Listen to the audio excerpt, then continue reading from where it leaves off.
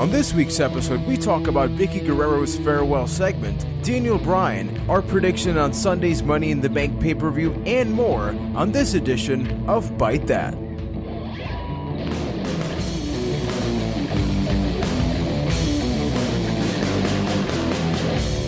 Welcome everyone to episode 44 of Byte That, the somewhat, maybe, international professional wrestling podcast where we talk about the ups and downs of that which we love, which is the world of professional wrestling. My name is Juan Velos. I am from San Juan, Puerto Rico, and joining me this week all the way from Boston, Massachusetts, we got Ryan McNulty. What's going on, Juan? I am pumped. This is the go-home edition of the podcast before Money in the Bank, and I'm even more excited because I'm actually going to be at Money in the Bank.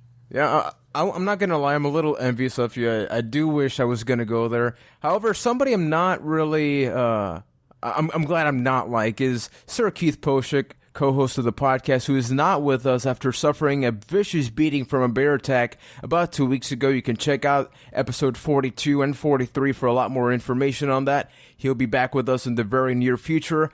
But before we do go on any further, we do want to thank each and every one of you for tuning in, for checking out the show, and invite you to check out our YouTube channel, youtube.com/ByteThatCast. We have a ton of content there, including this week's edition of The Cheap Seat, where I talk about why is it you like professional wrestling? Why is it I like professional wrestling? It's always that topic that we always feel like we have to defend, because if you're not a wrestling lover, you tend to be a wrestling hater. You can check out our Twitter at ByteThatCast. Same thing for our Facebook, and we are just a couple of episodes away from episode 50. We have a lot of cool stuff headed your way, including a brand new redesign to our website, ByteThat.com, because when we started the website, originally it was just going to be for the podcast, but we want to grow into a lot more cool stuff alongside each and every one of you, which is why we want you to check out our Twitter, our YouTube, and not just check it out, but let us know what you want to check out. And in this week's edition right now, we will be talking about Money in the Bank, our predictions, a breakdown of a couple of different things, but I do want to get to a bittersweet thing that happened at Raw. Last week, we sort of saw this coming. I am talking about Vickie Guerrero, who has been in the WWE for about 9 years. Now, last week, she had this situation with Roman Reigns, who we knew would lead to eventually her getting fired. Now, it wasn't just a matter of doing that. We were supposed to get Stephanie versus Vickie. And could you sort of explain what ended up happening, Ryan? Yeah, of course. Stephanie ended up coming out after Vickie had made her ring entrance, and she was still in her dress and obviously not prepared to compete.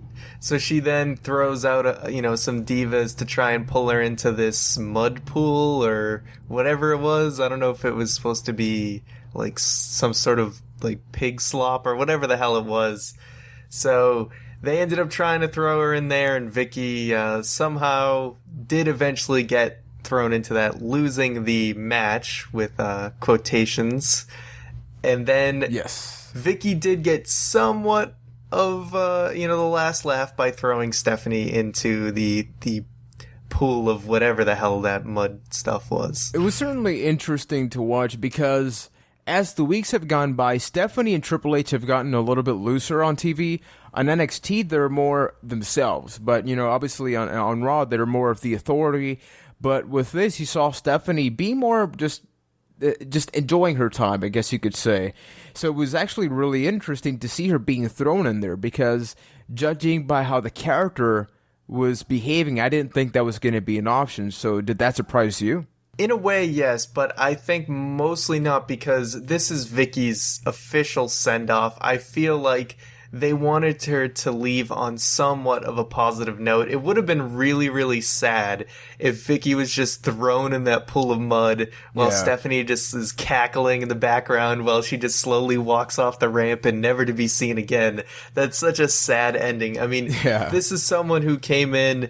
Nobody expected her to be a long-time, long-time personality or anything like that. She ended up staying for 9 years. And, she was one of the best heels the company's ever had. So you got to give her somewhat of a positive note to leave on. Exactly. I mean, for those that don't know, although I'm assuming the majority do, Vickie is the widow of WWE legend Eddie Guerrero, who has passed away for about a decade, almost a decade. It's crazy how time has gone by. We're just a couple of years, I think, away from hitting that point.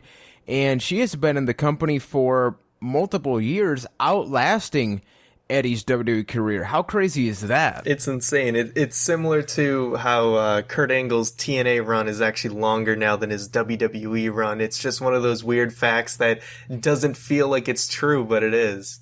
Exactly. Like sometimes you pretend this person has been in the company for a very short time, then turns out they're actually a veteran. You could say Vickie Guerrero was that, and a heel at that, because through the majority of her run, she was the top heel of the company. Yet in this Raw segment with Stephanie McMahon, you have to applaud WWE because she went from being the most hated character to having her being, people were chanting Vickie, people were chanting Eddie at the end of the very segment, not 2 minutes after the previous was happening. Well, I mean, it's definitely not too hard to get people to chant Eddie, just because there is so much love for for that guy.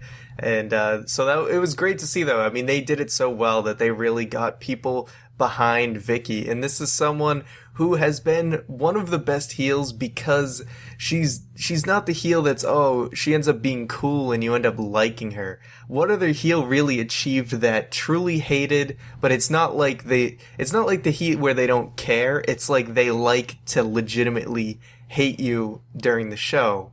That's a rare thing to be achieved in today's wrestling world. No, I agree with your point, and I think a lot of people mistake that for, I want to turn the channel, or I'm muted, and some people arguably do that. I understand that. Vickie is obnoxious, her character and all that, but at the same time, you don't feel that compassion for her, and you need that hatred somewhere in wrestling.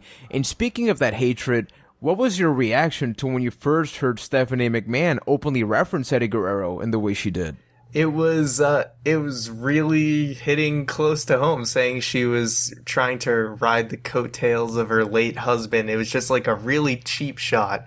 But that seems to be, in the last few years, Stephanie's specialty of, hitting really close to home with promos. So it always surprises me when she does it. That's sort of become her thing. No, and one thing that, although maybe a couple of people got offended, she didn't necessarily say anything bad about Eddie. If anything, she was talking about the fact that Eddie was up here and Vickie was down here, and Vickie was sort of the charity case, which maybe at the beginning she really was. So it was nice to get that little bit of realism, and you both did a good job of turning Vickie face, and at the same time, Stephanie, you solidify her as that heel that you were talking about. Not the cool heel. She's like the heel where you're like, she said that. The kind of heel that you want to go on Twitter and say, like, why did she say that? It's so offensive. Guess what? That's exactly what they want. And when you really think about it, she didn't offend anybody, or should. She was talking great about Vickie, about Eddie,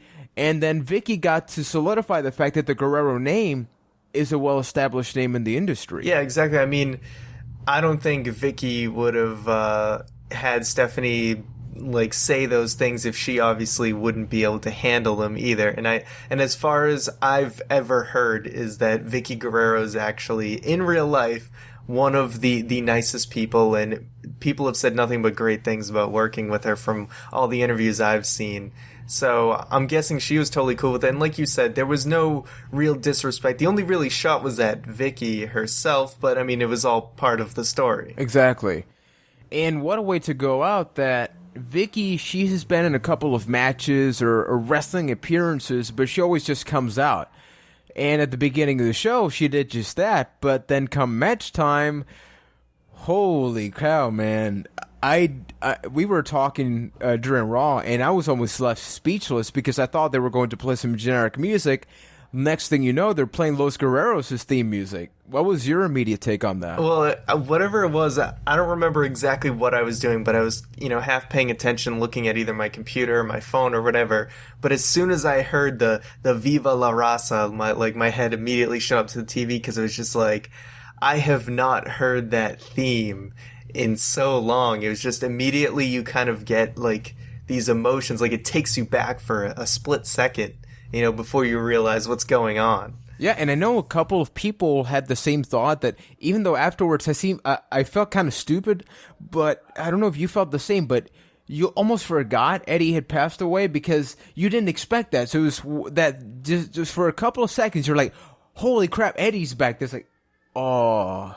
And a lot of people were posting on social media talking about the fact that the live crowd didn't necessarily react to it, but I don't think anybody expected it.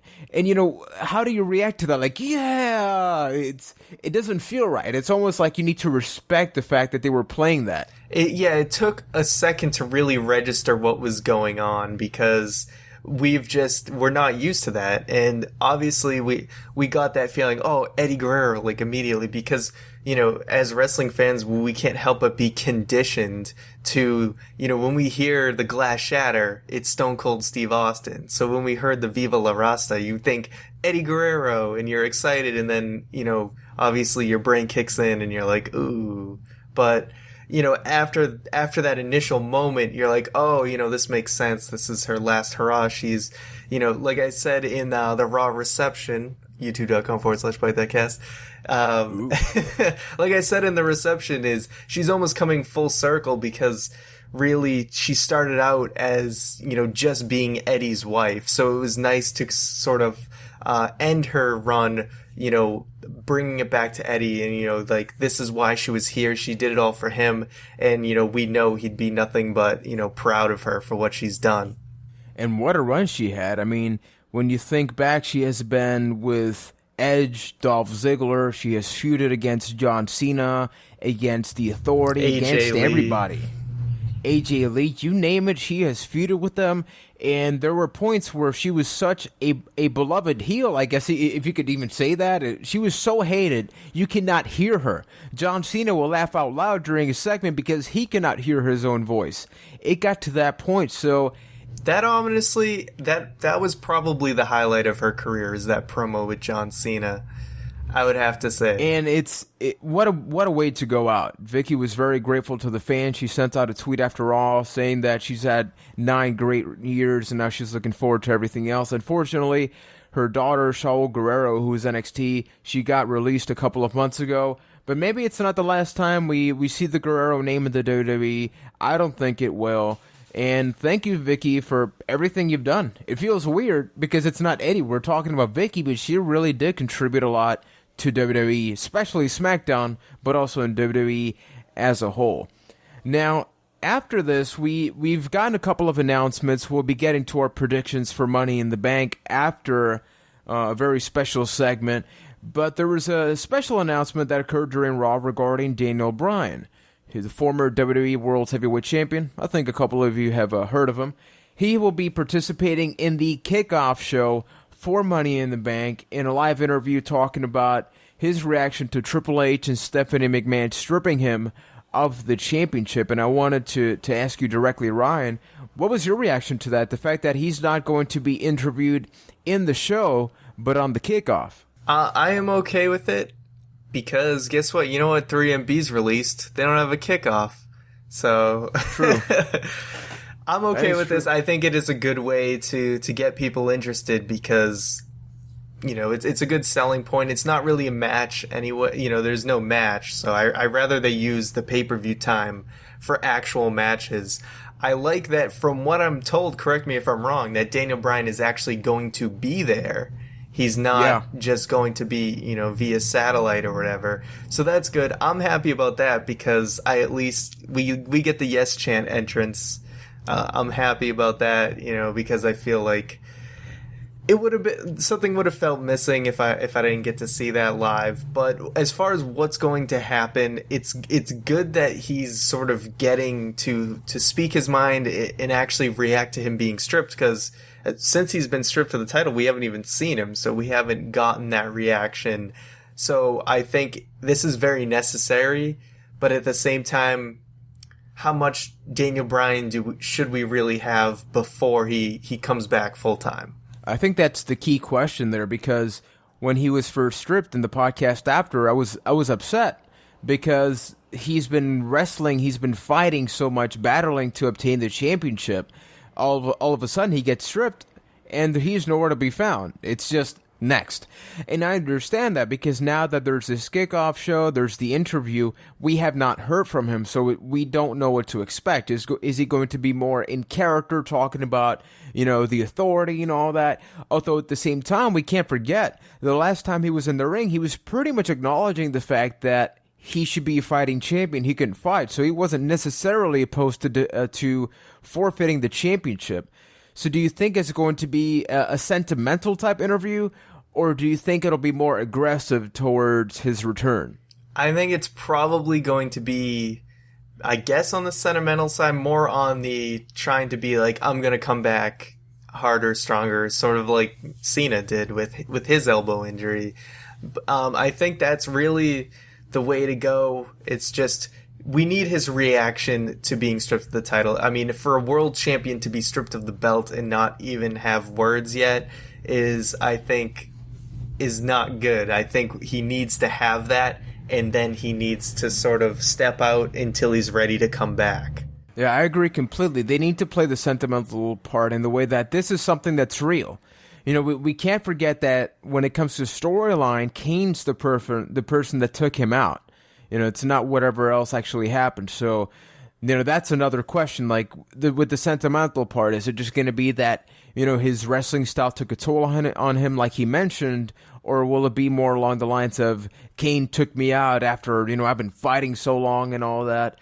But I think it leads to the next point, which is, do you think that the WWE has handled this transition properly? They stripped him, but then after that, we pretty much see nothing. Part of the reason that I think that Triple H's return after his quad surgery, the reason that it was so successful was because they consistently played to it. We'd cut back to the surgery videos and him talking, but right now it's just sort of like he was gone and then he's going to be interviewed. There's nothing in between. What's your take on that? It did feel a little empty, but at the same time, whatever is best for Daniel Bryan's recovery, I think, is best for everything, best for business, if you want to say. Exactly. Because, I don't know, like, do we need to see his surgery videos and stuff? Not really. I mean, if they want to make some sort of music video, but I mean, Triple H's comeback was a year coming along, so I felt like that video package was a lot better. As far as we know, Daniel Bryan will be back a lot sooner than that. But yes, it did feel empty, but like I said, if they want him to recover, then they should probably let him rest and not be traveling so much. I'm going to ask you a very direct question. Answer in the shortest amount of time possible as soon as I ask it. I'll see if I can do it. Have you missed Daniel Bryan? Yes. Yes, I have. It took a little bit to answer that, though. I noticed that. It did. Why? I feel terribly guilty about that. Why? I'm not curious about the answer. Because I'm curious the show about the stayed strong. The show has stayed strong because I really thought, obviously I do miss him in the way that, I love seeing him in the ring. I love the yes chants. But I was trying to think, do I feel it when I'm watching Raw? Do I feel like he's missing from the show? And I think, as we've seen with, CM Punk stepping out, John Cena stepping out, the show always goes on.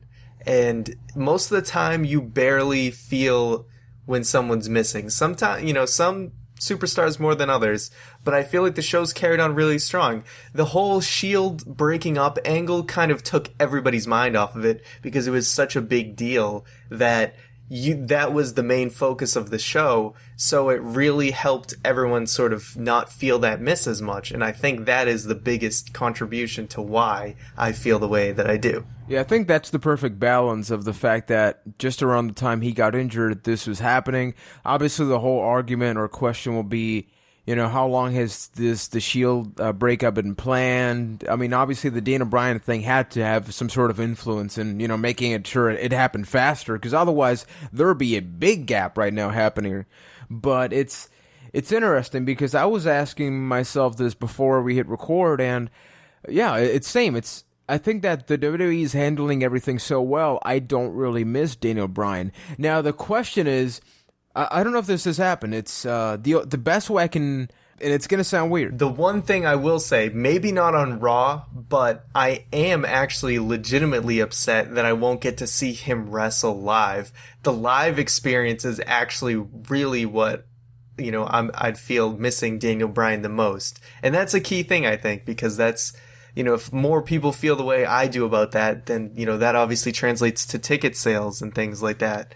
But yes, absolutely. Like, the one thing I thought was, oh man, Money in the Bank, I'm not even going to be able to see Daniel Bryan wrestle. So that definitely upset me. Yeah, I think that's pretty much where I was going to get to. I was just going to do a horrible job of transitioning to it.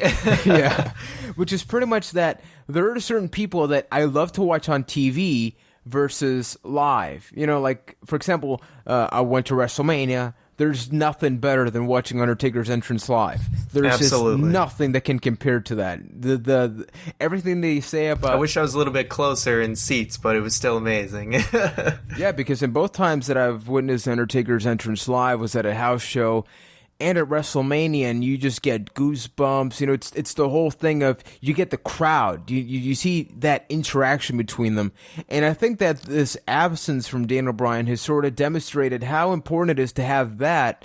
Although, as a character, I've said it since day one, as a guy that enjoyed Bryan Danielson, Daniel Bryan, I wore a Yes shirt to when I went to WrestleMania before there even was a Yes shirt. I think he's alive. Oh, yeah, absolutely, sir. It was an awesome experience that will never be replicated. I wore a Yes again. shirt before it was mainstream. Exactly. I was one of them cool cats. Get off my lawn. It was that live experience, and I don't think I miss Daniel Bryan as a character, but as what he brings to the table when he opens the door. He's that guy that you look at when he goes into the room, and it's like, oh, something's about to happen because people know he's here. He has that presence as a character that causes reaction. Do you get what I'm saying, or am I just completely just blabbing? Well, he's the guy you want to see wrestle, not necessarily the character that steals the show. No, I absolutely agree. That's why I think it makes sense that I feel the way about, oh, I'm not going to see him live, but missing him, watching him on TV isn't as a big of a deal, I guess. Absolutely. So we'll definitely get to hear a little bit more about Daniel Bryan come Money in the Bank. One thing that I do want to mention is that before he became this whole guy of the Yes movement, those that paid attention to Daniel Bryan at Saturday Night Slam, the five of us that did, he was the Dazzler. And he did a pretty good job of expressing himself in multiple shows outside of Raw, talking about a variety of topics that were really important to us as human beings. One of those is the fact that bears are very dangerous to each and every one of us. And as we got part 1 last week, it's time to bring you part 2 of Bear Facts.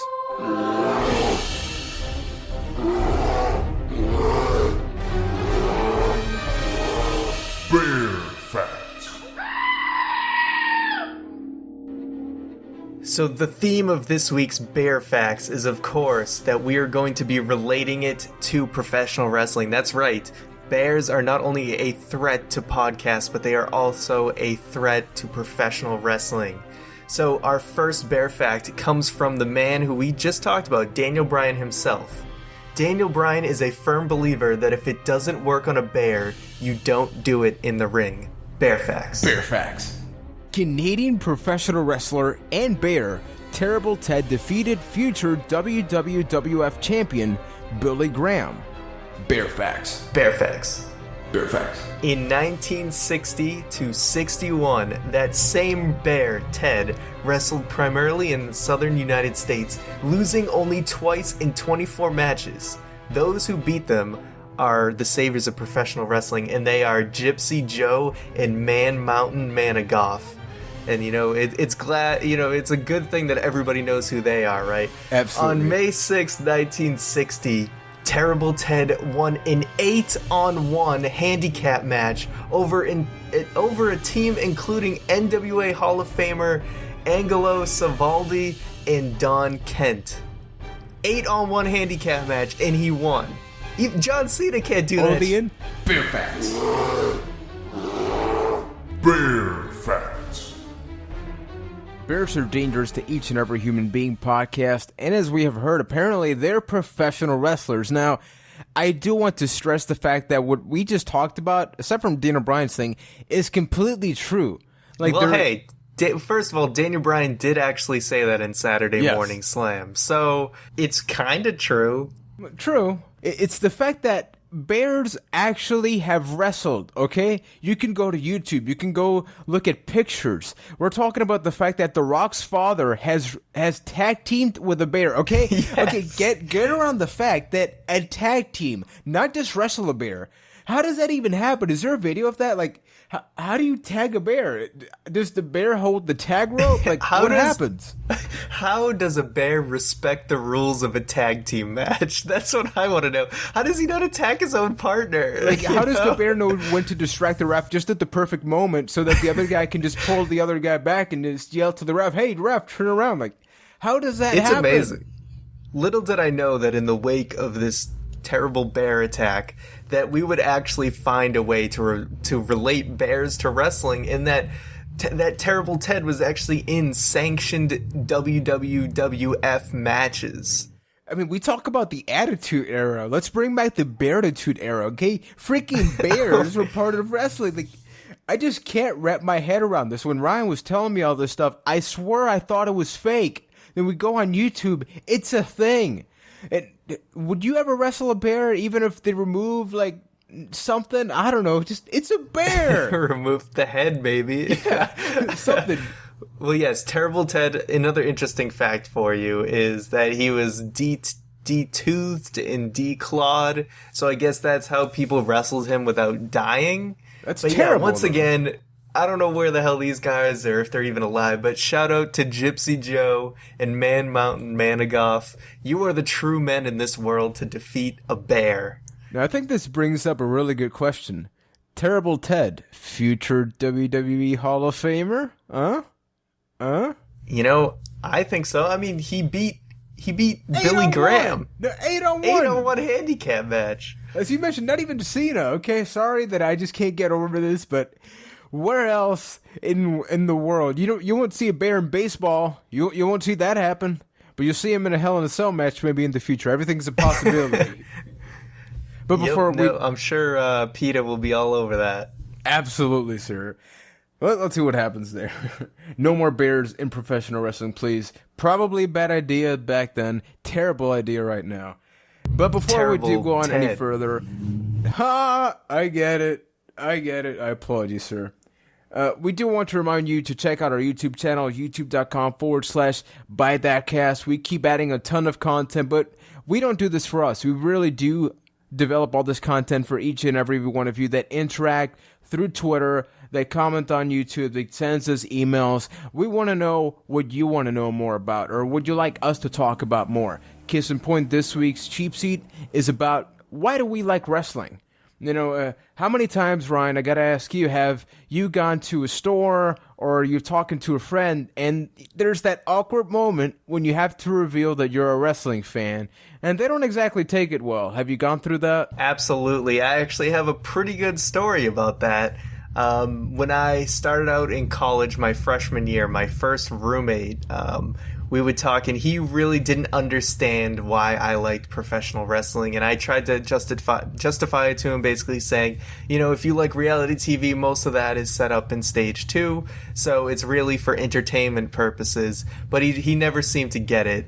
And then fast forward just a couple months ago, you know, long after we've graduated, and I get a message from him saying that he is now a wrestling fan and he's actually going to Money in the Bank this Sunday. So, you know, maybe when people actually give it a fair shake, they realize and understand why people like it. Yeah, it's 2 years ago I went to a convention regarding some of the things that I work at. I don't know if you know who James Durbin is. He's American Idol fame. He has like a rock band and all that. James Durbin. Some people know him, but he had a conference that he was speaking at, and I don't really know much about his music, but I do know the fact that he's gone to WrestleMania. You know, he would talk about wrestling, so I knew he was a fan. And during this conference, he's doing a speaking arrangement of over 100 people. At one point, he brings up CM Punk, and this is just when the Yes movement is picking up, you know, 2012. So, like, everybody's like dead silent series. I just yell out, "Yes!" And he looks at me like, "Oh, that's a cool guy." So to make a long story short, at the end, there's an autograph session. But I didn't really care about his autograph, but I wanted to talk to him about wrestling. So I do this whole line. There's like 50, 60 girls, and then there's me. So when I actually get to him, I straight up tell him, I honestly don't really know too much about your music, but I do know you're a wrestling fan. So what I like you to do is a yes chant with me. And we actually proceeded to do yes chant, which is available on video. I actually have that on video. He proceeds to take his cell phone out, and for 10 minutes, okay, for about 10 minutes, 5-10 minutes, he shows me pictures backstage hanging out with Undertaker, The Miz, all these people, and I'm just like, wow, that is like just cool, It's one of those moments that everybody is like, oh, I don't know what they like, but if it's wrestling, sign me up, because wrestling's awesome, and that is why I love it. And let us know, check out the YouTube channel, leave a comment. Why is it you like professional wrestling? People together. Exactly, sir. Like even at WrestleMania when me and Keith went, we just started when Taker won his match there. We all hugged. We didn't even know who half those people were. We just started hugging. One dude had an Undertaker tattoo. We were like checking it out, and he was like, "Oh, check that out, man!" Just taking out his phone, showing us pictures. Nothing inappropriate, thankfully. But it was an awesome thing. Wrestling brings us together, makes us have an awesome time, and every now and then we get to talk about freaking bears that freaking wrestle. Talk about that crazy experience. So somehow, now we got to talk about Money in the Bank. It's only logical. Excellent segue. Exactly. It's only fair we talk about the pay-per-view that's coming up this Sunday. Now, honestly, there's not a lot of matches. As of this recording, we're recording on a Tuesday night, there are only 4 official matches available at Money in the Bank. So what we'll be doing is we'll be covering the tag titles, the Divas Championship, and then for the other 2 matches, which are the briefcase and the championship match itself, we're going to go very deeply into each and every one of the superstars involved, and then at the very end, we'll choose our winner. So Ryan, you ready for it? I'm ready. Let's go. Okay, so first up, we got the Tag Team Championship match. The champions, the Usos, will be taking on the team of Eric Rowan and Luke Harper, better known as the Wyatt family, who have brand new theme music based on He's Got the Whole World in His Hands. They're certainly distancing themselves from Bray Wyatt in a good way. Like, they're a solidified tag team. What's your take? Who do you want to see win? This is a tough one, honestly, because I could actually see the Wyatt family losing here. But you gotta think with the new tag entrance and everything that they're really hyping them up.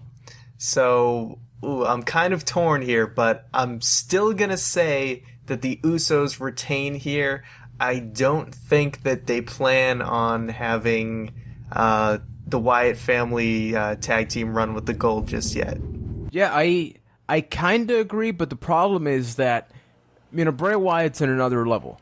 They have the luxury that they can ride off Bray Wyatt's fame, right now. But I don't know how much they can ride that off in a championship opportunity and then losing. Because then it's like, what happens? Where do they go? Exactly, because Bray Wyatt's doing his own thing. He can defend himself in promos, but it's like, if they lose, are we just going to hear more justifications as to why they didn't win?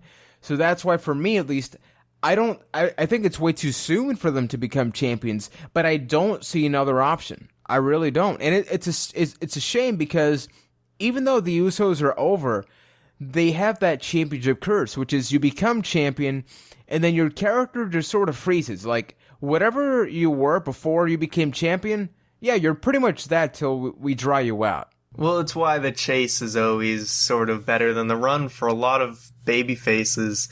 And the thing is, there is a lot of me that also sees that the Wyatt family could actually win here. Because you're right, I mean, what do they do after that besides just sort of be involved in Bray Wyatt's feud? This is their chance to sort of separate themselves. Somehow, though, I'm still picking the Usos. I mean, there could be some sort of controversial finish, and then they continue it on to Battleground, which I think is the next pay-per-view. So, as far as this one match, inside this little box here, I am picking the Usos. All right, so I'll disagree with you, sir. This is the part where I do wish Keith was not attacked by a bear so we could have that sort of decisive vote. But yeah, I have to take it to the Wyatt family. I think that sadly they're the cool heels. I mean, we've been talking about, the whole thing that it's nice to have a heel that you hate, but they're cool heels. I love Luke Harper, Eric Rowan. He's slowly growing on me. I made fun of him a lot on the show, but you also got to give the guy credit. He does a great job in his role. And you mentioned the chase is very fun, so they can win, then the Usos can just run towards the belts. So Ryan goes with the Usos, I go with the Wyatts. Now, the next match was just announced, Divas Championship. The completely underdeveloped character, a.k.a. Champion Paige, will be taking on one half of the Funkadactyls, who are a little, there's a lot going on, a lot of teases about the Funkadactyls possibly breaking up Naomi. Based on everything that's happening, we got Cameron saying very, very bad things on the announcer table. Who do you see winning? I think this is a pretty easy one to pick. I'm going to go with Paige because it seems very clear to me that Cameron is going to cost Naomi her Divas Championship match, and that will lead to them having their own sort of feud on the side. Yeah, I don't think there's any other way than to have Paige win. Paige has sadly been underdeveloped. I think that the crowd is even aware of that. She has been receiving the Big E treatment pretty much, where if she became champion, then it's like, well, there you go. Hopefully people like you. She's been way more entertaining on Instagram. Exactly. I mean, not to mention very much like Big E Langston, actually, but it's really like that's sort of the detriment of winning the title on your debut. What do they do with you? How do you get people to care? And it's like, you're the champion. People kind of have to care. So it is kind of a weird situation for her, but she's still going to win, I think. So absolutely, and I don't doubt that it's going to be a very good match. Naomi, very athletic diva, and Paige is that aggression. So that's going to be a very nice balance. Yeah, just one last point is that Paige is very much like Emma, who's someone it takes a little bit of time to sort of fully get and understand, and they really should have had more time to develop both of them. Yeah, both are in the same situation. But once again, if you do want to check out some character development from Emma and Paige, you won't find it in WWE, but you will find it on Instagram. It's happening. Moving on now. This is where we really just go really, really deep. At the very beginning almost of Raw, Triple H came out and announced every single entrant into the briefcase match. And holy crap, somebody's arguing like you have no idea in the house across the street. I'm just going to talk over him. So we have for the briefcase, Seth Rollins, Dean Ambrose, Rob Van Dam, Kofi Kingston, Jack Swagger, Dolph Ziggler, and Bald News Barrett. You remembered RVD. Yes, because clearly you were very sleepy last night, though I understand it, sir. I was counting on my fingers and everything. I was counting on my fingers and I was like, oh, I got everyone, right? And then I watched it back and I was like, I feel so bad. But you know what? It's very fitting because that's kind of how I feel about RVD. And let's just start with RVD. I forgot him because sometimes I actually forget that he's back. Seth Rollins also did, apparently. Because it's not 2005. So, all right. So let's jump into Rob Van Dam first. Do you want me to start or you to start? How do you want to do this? I'll start. Okay. RVD, we know based on the fact that he sort of comes back in spans of about 3 months. So we can already see that his chances here are pretty slim. I think he's a great addition for the quality of the match. But I think he's definitely in the bottom tier of guys who are actually going to win. I think you've pretty much said everything there is to say about RVD. He's pretty much been irrelevant. I think that, in your case, you're going to be there live. You're going to get to see possibly, a 5-star frog splash off the ladder. I think that we know the moves that are actually going to happen based on RVD's arsenal. He's going to do the wheel kick, and the guardrail on the outside from the ring. We're going to get all those cool spots. And at the end of the day, because we have 2 ladder matches, I think that this benefits RVD. Although I'm just calling it right now, I think he's the person that is least likely to win this match. I think I would agree with you based on the fact that we know he's sort of a short-term guy. I think that immediately disqualifies him. Absolutely. And the next person... But, well, just one quick thing. Well, what we can't doubt, though, is that he will be a great contribution to the actual match. Oh, of now, course. Let's move on. He's going to be a very fun contender, but he will not be the number one contender. Coming up next, we have Kofi Kingston. What's your take on Kofi, sir? It's a very similar take to Rob Van Dam, actually, is that I think he's also going to be a great addition to the quality of the match, and he is also in that bottom tier of probably not going to win, just based on, I mean, let's look at the fact that what has he really done lately besides job to Rusev.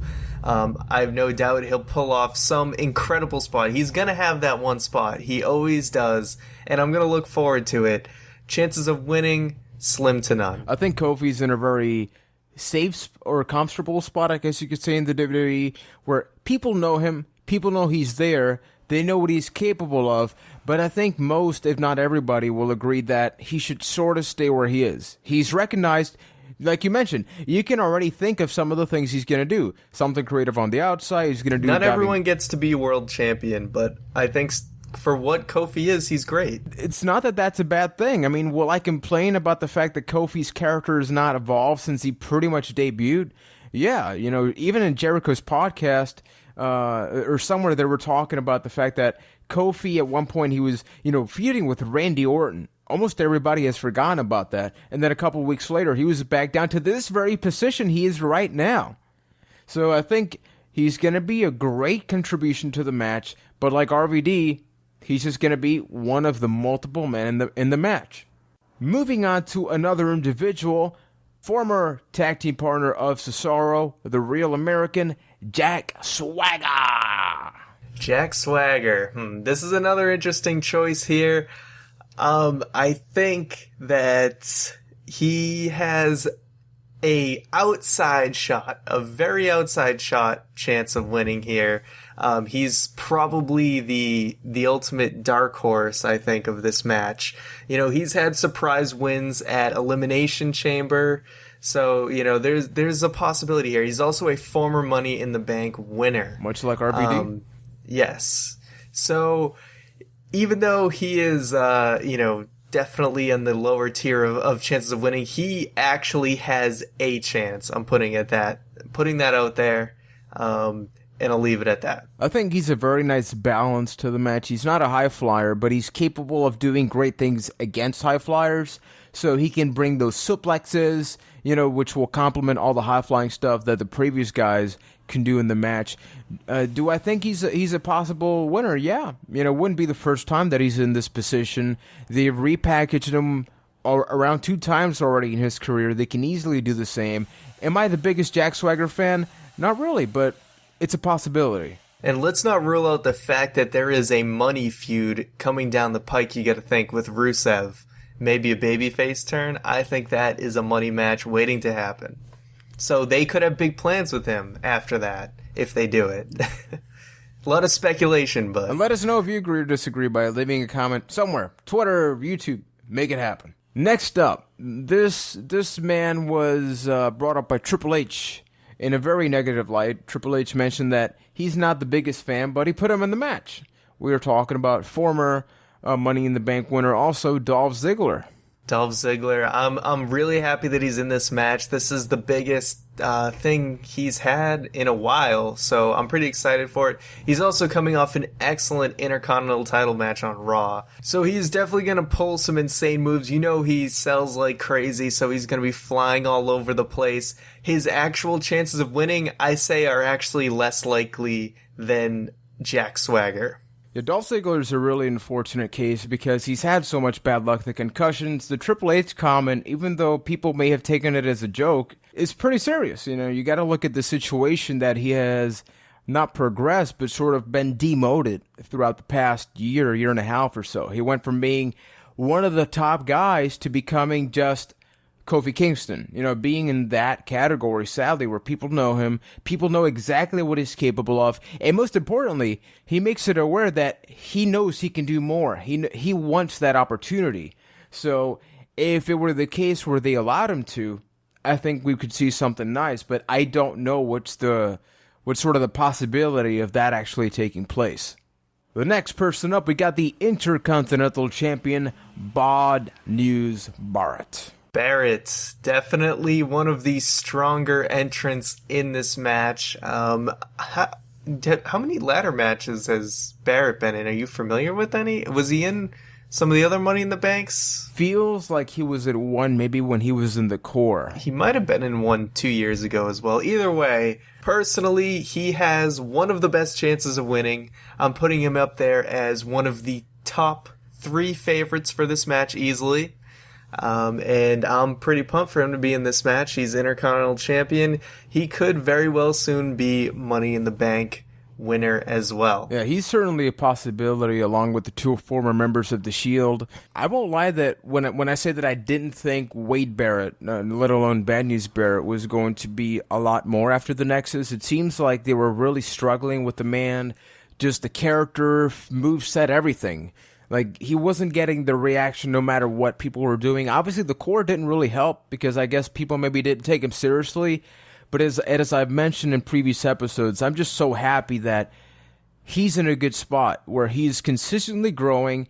And even though he's the Intercontinental Champion, I would not mind him being the champion and hold the briefcase because, as I mentioned with the tag and the Divas Championship, when you become champion, you sort of just stay at that position. So him getting that briefcase is a good way of keeping him in that position, but knowing that he's just a couple of moves away from being at the very top. Now, this is when we get to the, I guess, bigger, more storyline-driven names. I want to take it first to the very first entrant into this match, former member of the Shield and architect of the Shield, apparently, Seth Rollins. Seth Rollins, another guy who's going to have big moves coming into this match. You got to expect crazy spots. I mean, this guy was jumping off of what are they like? Jumping off parts of the rafters and jumping off the part entrance, of the Titantron. Yeah. So you know he's gonna pull out all the stops. This is the first ladder match he's been in since TLC. So his first match, right? I mean, I don't think the Shield hasn't had a ladder match since then. So big things gonna happen for Seth Rollins. This match is gonna steal the show. I mean, like, let's think about all the people in this match. I mean, come on. So Rollins definitely up there in the top 2 favorites without a doubt. He has a very darn good chance of winning. Do I think he's gonna win? I don't know. Yeah, same. I think that he's going to be the sort of the icing on the cake. I think all of these men contribute their very own specific things to the match, but Rollins can do the aggressive match. He can do the high flyer. Plus he's the top heel in the match, so obviously, whenever gravity sets in as he's climbing up the ladder and that force just prevents him from grabbing that briefcase because magically he becomes weaker, people are going to be reacting. Oh, don't grab it or something. I know you're going to be yelling off the top of your lungs, don't do it, don't grab it. I know you're going to be doing that. So it's very nice that we have this solidified character that has a close relation with the Authority. And yeah, let's be honest, he has one of the best chances to win the match. Which brings us to the other former member of the Shield. This man, I don't know if you saw his promo on the WWE Fallout show on YouTube. I did, actually. That was awesome. Dean Ambrose. Dean Ambrose. I mean, this guy, as far as I know, has been on fire lately. Also, being part of this Shield storyline is a favorite. So the top 3 guys, we got Wade Barrett, Seth Rollins, Dean Ambrose. I think we're all seeing them as most likely to win. Ambrose, right now, is just kind of got this rebel attitude going on. He's just, jumping in from, out of nowhere and attacking Rollins. So we've really got this blood feud going on that's going to be a part of this match.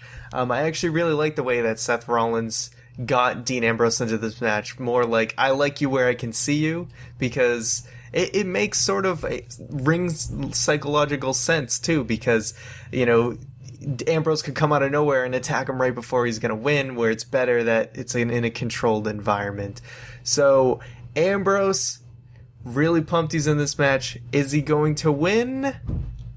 I don't know. Let's talk about who we think is going to actually win this. First off, I think that with Ambrose, you pretty much hit the nail on the head. One thing that I do want to add is that I think that we're going to be seeing some very interesting things from him because he is a babyface going into this match, and I don't think a lot of WWE fans have been exposed to a man formerly known as Jon Moxley, who has a very hardcore past. So, he's not unknown to ladder matches and matches involving weapons. So as we get to it, let's name the two most probable and then the number one. For me, right off the bat, I gotta leave it to either Rollins or Ambrose. I actually am going to leave it to Barrett or Ambrose. Interesting. So we both have Dean Ambrose. So the better question I would say is, why are we excluding Seth Rollins from this, making him less important? My justification is I feel like even WWE isn't this bad about retreading things so quickly, and I feel like it would be way too similar to have Triple H's guy win the Money in the Bank again. This is way too similar to Randy Orton's win, because people were thinking about, whoever wins the title, in the following match, Triple H will have Rollins cash in on them or something like that. I feel like having Triple H's guy with the Money in the Bank is, it's too soon to do that again, and that it's more likely that things don't go to plan for Triple H this time, which would lead Dean Ambrose to be the top favorite. He is my number one pick. I think the guy is on fire, like I said, so he is the prime guy to win this, with Wade Barrett being a close second as to not have Rollins win with the whole retreading, as I explained. I agree. It would be a little bit too fast if they just gave it to Rollins. So do we conclude that Dean Ambrose is our favorite to win this match then? Absolutely. Yes. I agree completely. It would be a little bit too fast if they just turned Rollins into the evil character, gave him the briefcase, everything's just there.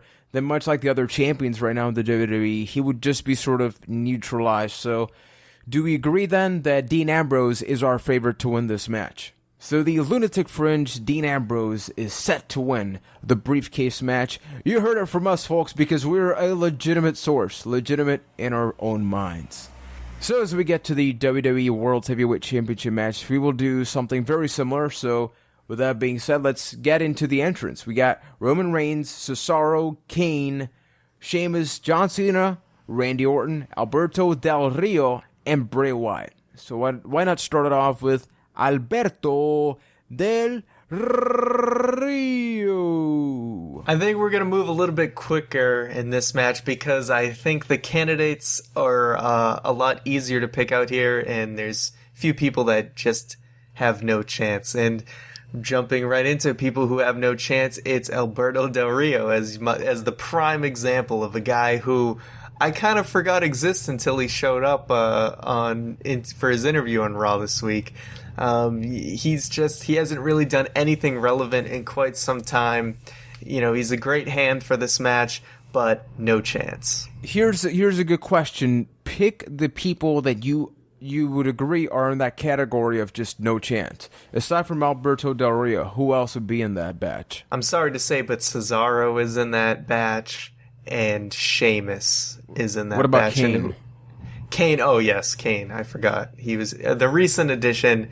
Kane is also a no chance. Yeah, I would agree. I think that Cesaro, just to summarize it up, too soon, and his character sort of just stalled. It felt dead in this Raw. Kane, he's just there to just be the powerhouse.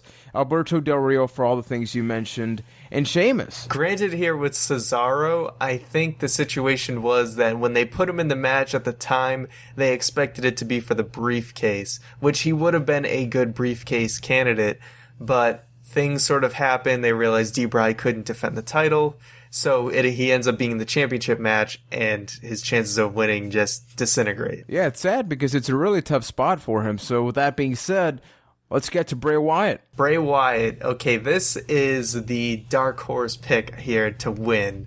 I think you can look at the scenario where if Juan's right about his tag team prediction, you have a very similar situation that happened with the Shield just a year ago, where the Wyatt family has the chance to walk out all wearing gold.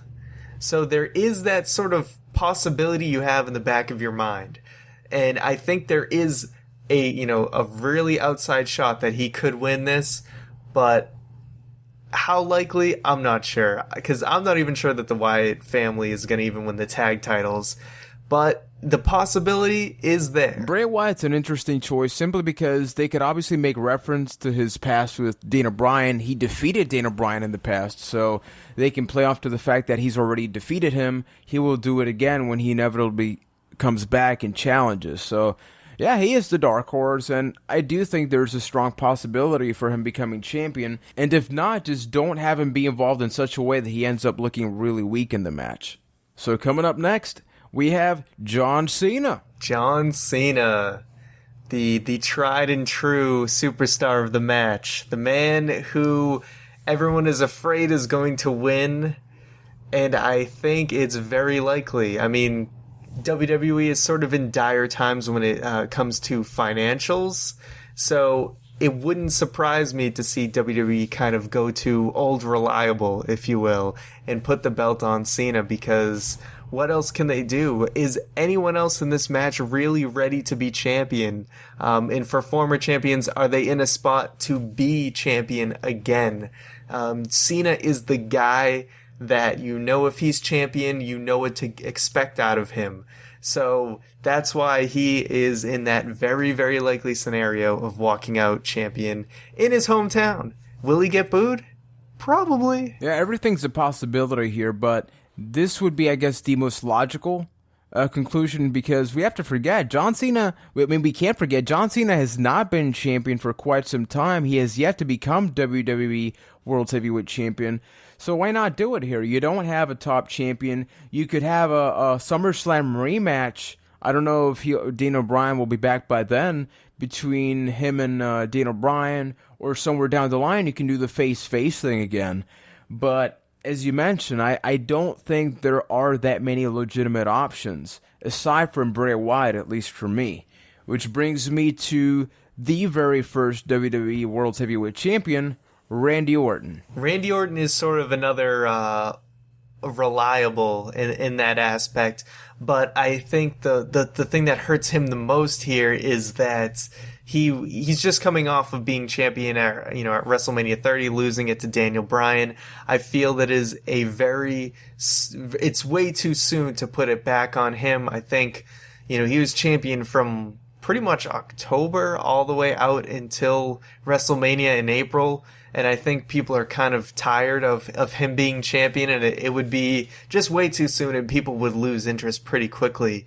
So that's what sort of slims his chances here. But he's another one of those legitimate guys that WWE could depend on if they wanted him to win it. I think with Randy Orton, he's had sort of the bad luck that with Evolution, with all the transitions, there's been so many changes, and he's been directly affected by each one, because with Evolution, he was no longer the spotlight, even though, as you mentioned, he was champion from October. And then all of a sudden, he's removed of the spotlight, and he's just another man. And he's still that, but he still left. Evolution just broke out of nowhere, so he's in there. But he's not really in that top spot. So even though he's reliable, I don't really think that he has a possibility of winning the match, which takes us to the last man that I think has an opportunity to win the championship, former Shield member Roman Reigns. Roman Reigns, I think it would be way too early, and I think everyone would sort of agree. I think a lot of people were expecting Reigns to sort of jump into the scene and just be ready to go as this main event guy, and I think he just needs more time. I like that he's in this match.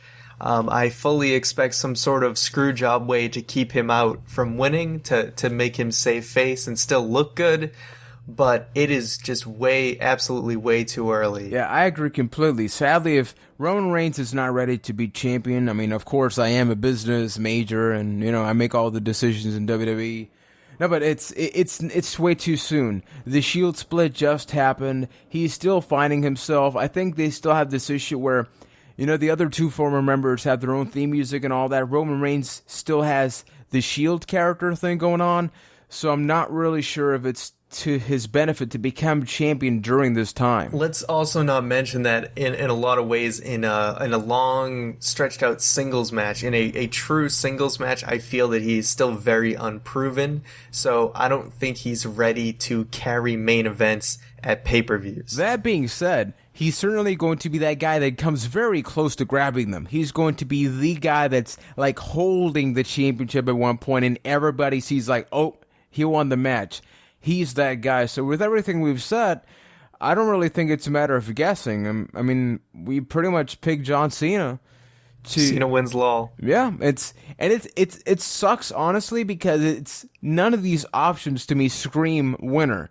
All of them scream like this is a solution that needed to happen because an individual got injured. Obviously, it's good that it happened because otherwise we would have no champion that could wrestle.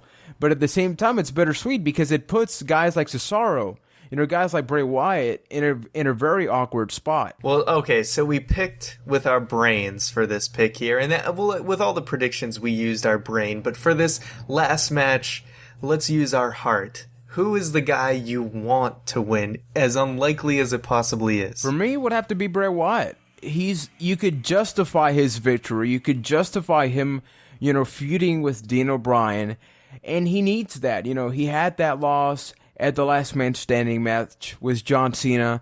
He could definitely benefit the most from this. I actually absolutely agree. There'd be nobody more who you would feel that the whole WWE just kind of got shaken up if Bray Wyatt was to win the title. Not only that, but I think he's proven himself in singles competition, unlike Roman Reigns. He's had fantastic matches with Daniel Bryan and John Cena.